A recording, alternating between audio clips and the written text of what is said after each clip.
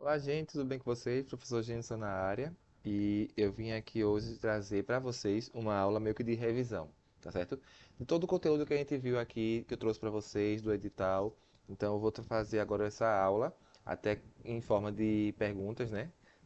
Questões de concurso, que a gente inclusive já viu nas aulas. Eu quero ver se vocês estão lembrados, se vocês realmente relembram essas questões. Por isso eu fiz dessa forma, para ver se realmente vocês estão lembrados do conteúdo, tá? E aí aproveita bem para deixar mais alguma dica, alguma coisa, e aí a gente vai relembrando todo o assunto, tá bom? Bom, primeira questão. É correto afirmar que a composição e segmentos do Sistema Financeiro Nacional são... Pausa o vídeo aí e tenta responder.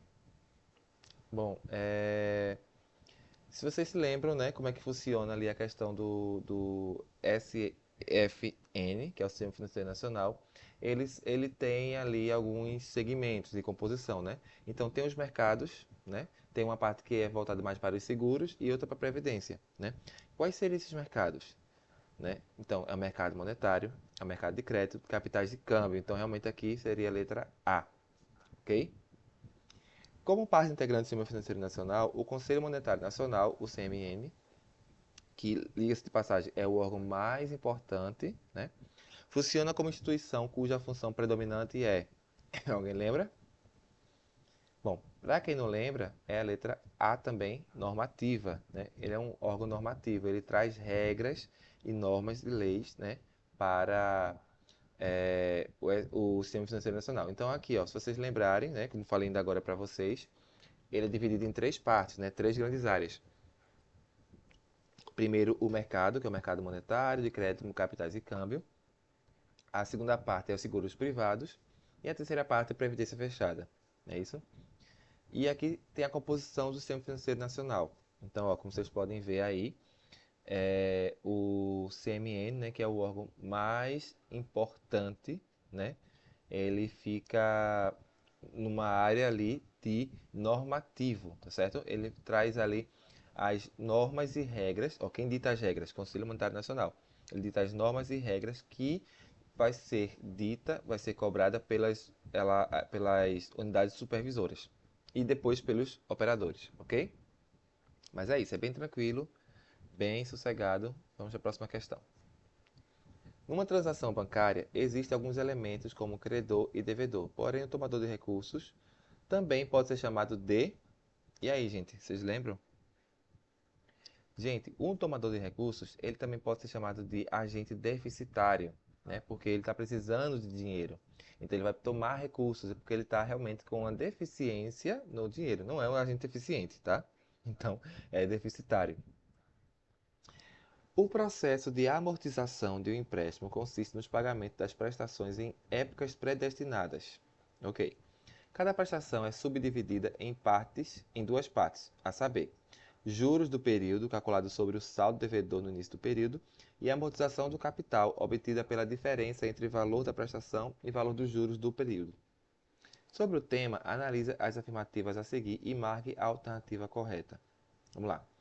Parcelas de amortização correspondem às parcelas de devolução do capital emprestado. Ó, prazo de amortização é o intervalo de tempo durante o qual são pagas as amortizações. Prestação é a soma da amortização acrescida de juros e outros encargos pagos por um dado período. Prazo total do financiamento é a soma do prazo de carência com o prazo de amortização. E a gente, quais delas estão corretas? Realmente, letra E. Todas as afirmativas estão corretas.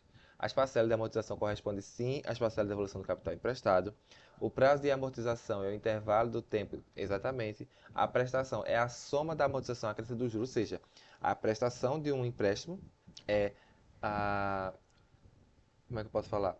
É a amortização, né, que é ali uma parcela do valor que você está pagando de volta, né, que você pegou emprestado, mais acrescido de juros, ok? E o prazo total de financiamento é a soma do prazo de carência com prazo, enfim, tudo realmente correto. Próximo, então aqui, ó, os elementos de crédito, né?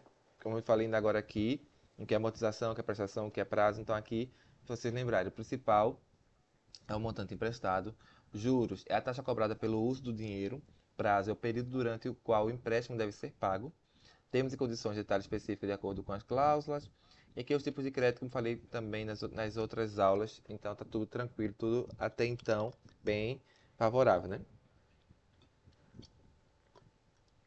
Vamos agora para a próxima questão. Um cidadão resolve atualizar os seus cadastros em inúmeras plataformas, mediante a modificação de suas senhas consideradas fracas pelo sistema. Porém, fica estabelecido como número suficiente para a identificação do cidadão nos bancos de dados de serviços públicos o número de inscrição no. Nota-se que aqui estamos falando de uma pessoa física, né? Então, qual seria esse número de inscrição? Realmente, letra B. Cadastro de pessoas físicas ou CPF, tá? Ah, isso aqui é bem interessante. Provavelmente pode cair na prova de vocês, então é bom vocês se lembrarem, tá? De acordo com a legislação, consideram-se microempresas devidamente registradas no Registro de Empresas Mercantis ou no Registro Civil de Pessoas Jurídicas com a seguinte receita bruta em cada ano calendário. Então, vamos lá. Para ser uma pessoa... Desculpa, uma pessoa jurídica não. Claro que é uma pessoa jurídica, mas para ser uma microempresa, qual seria a renda bruta anual? Inclusive, gente, aqui não está perguntando, mas se cair na prova, é uma renda bruta anual, tá certo? E não é líquida. Cuidado para não cair nessa pegadinha. Não é renda bruta líquida, não é a renda bruta só o lucro, não. É a renda bruta total. É a renda bruta, né? Isso anual. Então, para ser considerada microempresa, ela precisa ser o quê? Ter uma renda superior a 360 mil reais, superior a 480 mil reais, igual ou inferior a 360 mil ou igual ou inferior a 480 mil. Quem lembra disso? Gente, respondendo aqui essa questão, que está também muito simples, para ser considerada uma microempresa, ela precisa ter uma renda bruta anual igual ou inferior a 360 mil reais, ok? A partir desse valor, até 4 milhões e 800 mil, ela é considerada uma pequena empresa, certo? Então, como vocês estão vendo aí, ó, a composição societária, microempreendedor individual tem que ter uma renda bruta anual de até 81 mil reais por ano, a microempresa até 360 mil reais por ano, a empresa de pequeno porte de 360 mil reais até 4 milhões e 800, a sociedade limitada já tem um valor maior que esse, e a sociedade anônima, ela tem aí, para grandes empresas, né, que pode ter ali vários sócios, no caso são acionistas, que ela tem ali suas ações na Bolsa de Valores, ok? Quando alguém recebe de outrem poderes para, em seu nome, praticar atos ou administrar interesse, opera-se... E aí? Responde agora. Gente, muito cuidado, porque vocês podem errar, tá certo? Aí vocês podem ver, ah, eu lembro, é mandado. É letra A, mas não é. É letra C, é mandato. É com T de tatu, tá? Mandato. Cuidado com isso, tá, gente? Porque a prova a gente pode fazer até uma pegadinha colocando o mandado para outra pessoa. Não, sei lá, algo do tipo. Para se dar poderes a outros, isso se chama de mandado. E vocês sabem que está errado, ok? Ainda sobre o mandato, né? Aqui é sobre o subestabelecimento. Vamos ver se vocês lembram.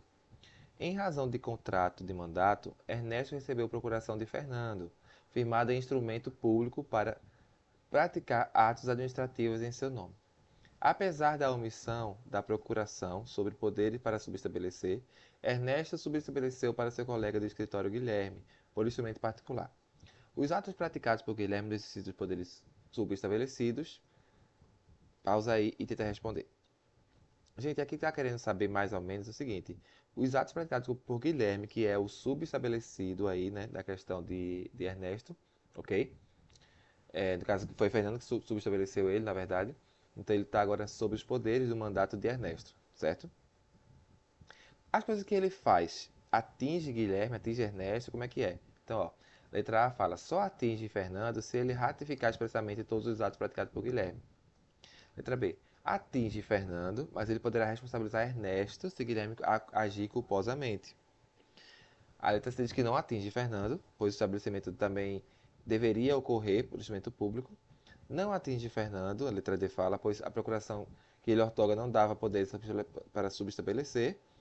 E a letra E, atinge Fernando e ele só poderá responsabilizar Ernesto se este agiu dolosamente ao escolher Guilherme, ou seja, como se Ernesto tivesse realmente escolhido de propósito para que Guilherme faça alguma coisa errada, né? E atingir Fernando. Gente, vê só. A letra D é interessante. Não atinge Fernando, pois a procuração que por ele ortogada não dava poderes para subestabelecer. Isso aqui é bem interessante, você tem que lembrar o seguinte. Sobre a questão de subestabelecimento, se na procuração estiver falando que não cabe subestabelecimento, então beleza, não cabe. Ela não pode haver um subestabelecido, ok? Mas se tiver omissa, se não tiver nada falando, né? Então ela pode subestabelecer sim. Então aqui tem falando, ó, não atinge, pois a procuração não fala, não dava poder. Gente, se não tem falando, então pode. Se tem falando que não pode, então realmente não pode. Então nesse caso aqui a letra D estaria errada, então cuidado com isso. Ah, mas na procuração não tem falando que pode. Se não tem falando, então é porque pode. Ok? Realmente aqui a mais certa seria a letra B, atinge Fernando sim, mas ele poderia responsabilizar assim Ernesto, que foi quem subestabeleceu Guilherme, né? Por agir, se Guilherme agir culposamente. Ok? Então letra B.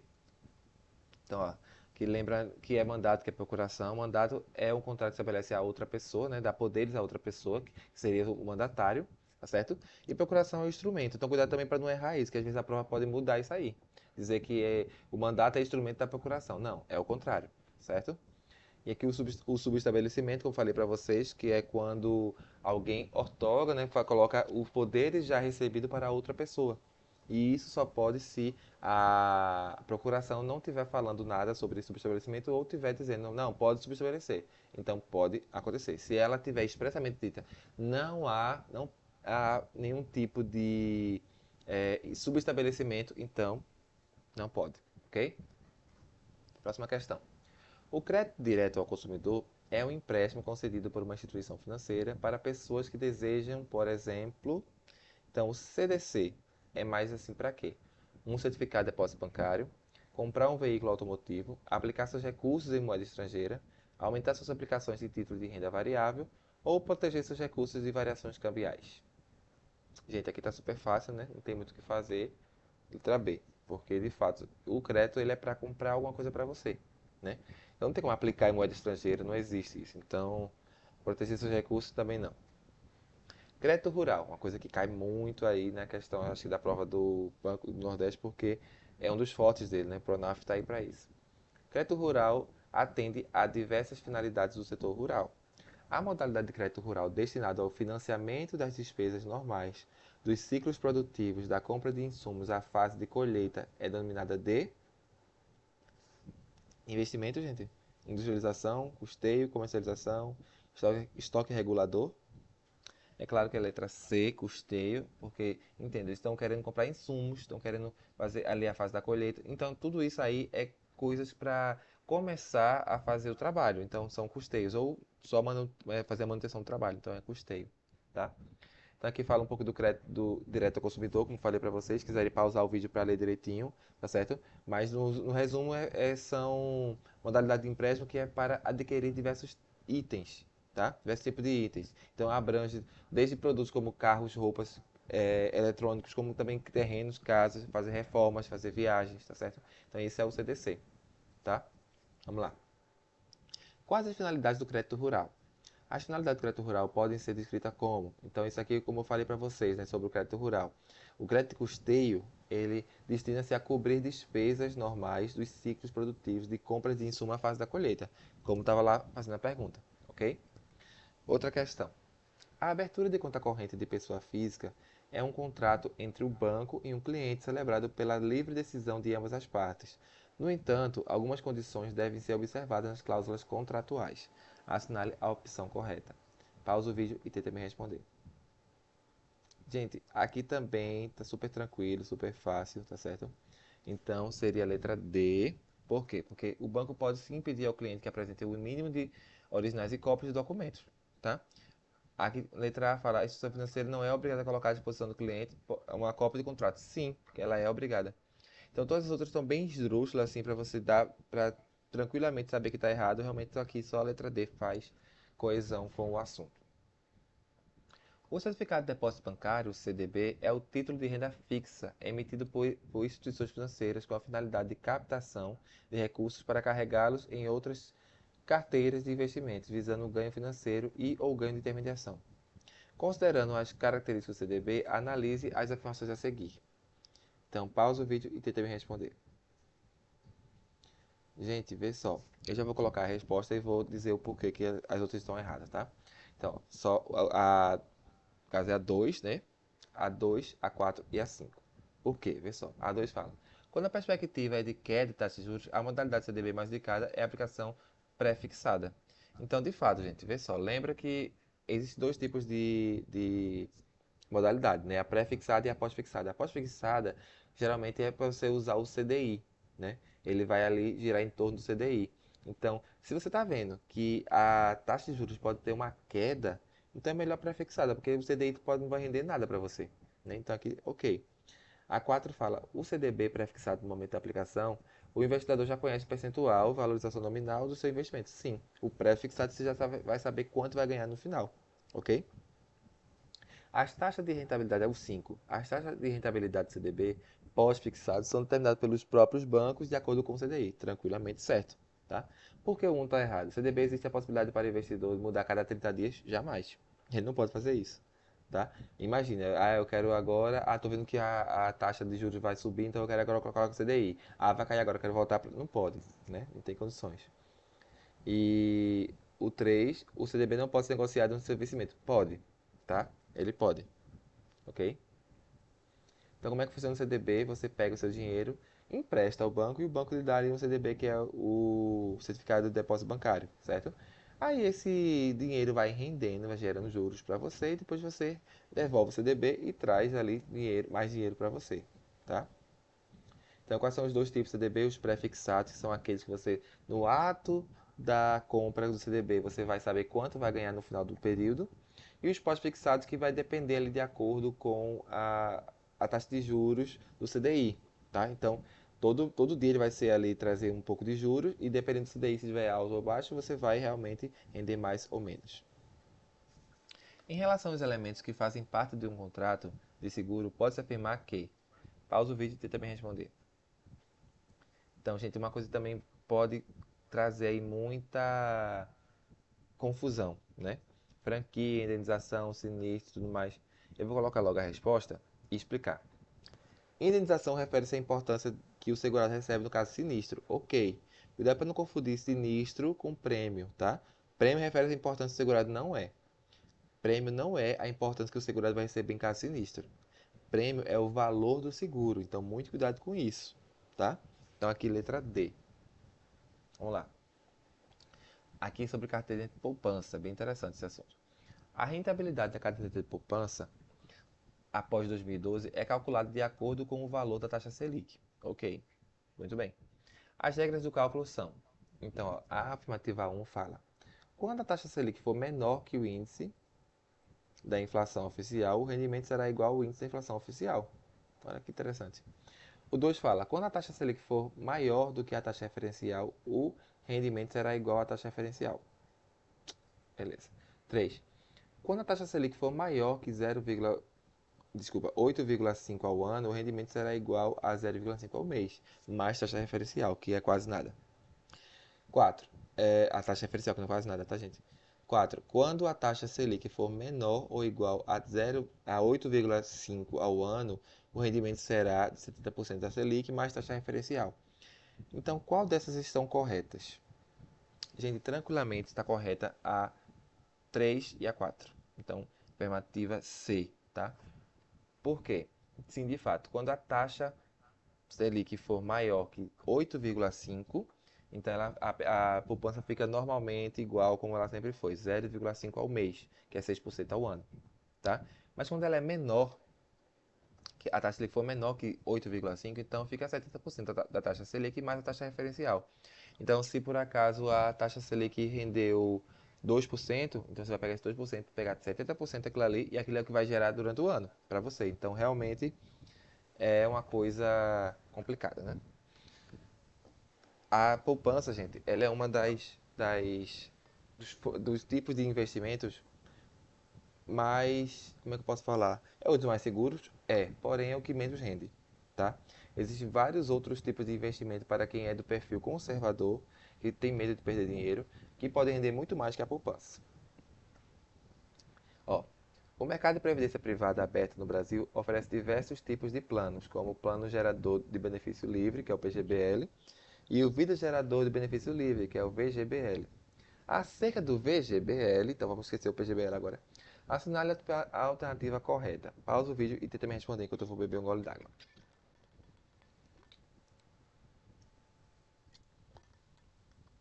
Vamos lá. Então, vocês lembram das coisas que o PGBL e o VGBL têm, né? O PGBL ele tem problema de dedução no imposto de renda. O VGBL não tem. Porém, o VGBL você pode colocar dependentes. Então, aqui nessa questão, qual seria a resposta certa quando eu falo sobre dependentes? D. É um plano seguro de vida com cobertura por sobrevivência com a possibilidade de colocar um beneficiário em caso de morte do titular. Então, realmente, letra D, tranquilamente aí, tá? Então, aqui eu falo mais um pouco sobre a poupança, como eu falei para vocês aqui dessa outra questão da poupança, né? Então, ó, a poupança foi criada no século XIX, na época do imperador Dom Pedro II, no Brasil, com juros de 6% ao ano. Por permanecer nessa rentabilidade por grande período, muitos ainda pensam que ela rende realmente 0,5 ao mês, né? Que é 6% ao ano, mas não é. Ela não rende isso. Talvez renda, desculpa. Ela rende se por acaso a taxa Selic tiver 8,5% ou mais. Na verdade, acima disso. Se for igual, ela também não rende 6% ao ano, não. Ela vai render 70% da taxa mais a taxa referencial, tá?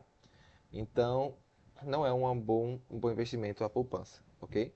E aqui fala um pouco sobre o PGBL e o VGBL. Então, ó, o PGBL ele é indicado para quem é contribuinte que faz declaração completa do imposto de renda. Isso porque ele vai abater 12% da renda bruta tributável. Então é interessante, né? Porém, se você quer ter ali mais segurança para pessoas da sua família, é melhor o VGBL. Por quê?